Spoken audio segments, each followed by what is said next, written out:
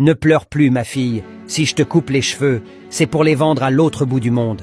Tu sais, là-bas en Afrique, les femmes qui y vivent détestent leurs cheveux. C'est la raison pour laquelle je te coupe les cheveux pour les leur vendre. Tu sais, si je ne le fais pas, comment allons-nous faire pour vivre?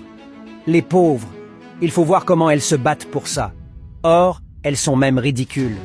Elles ne savent pas que les cheveux créent une certaine connexion entre elles et le cosmos.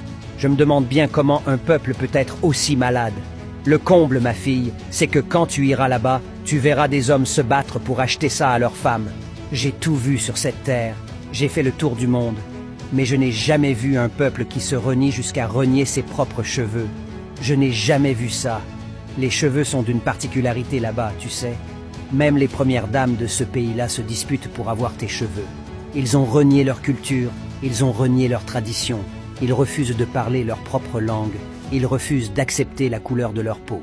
Ils refusent de chercher à comprendre leur spiritualité.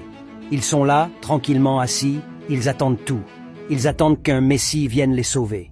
Ils attendent qu'on leur envoie du riz alors que le blé est cultivable chez eux.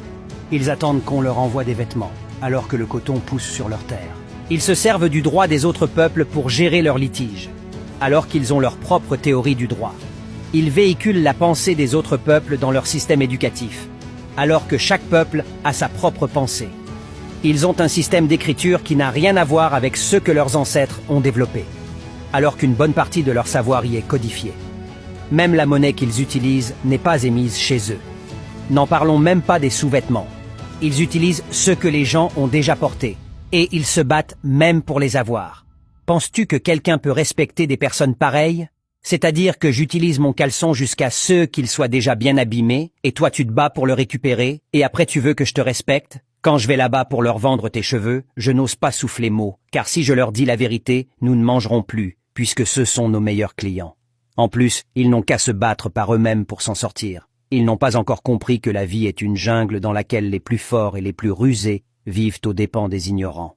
Bref, s'ils veulent qu'on ne se moque pas d'eux et qu'on les exploite correctement, ils devront prendre conscience par eux-mêmes. Aïe, j'avais oublié, ils attendent le Messie.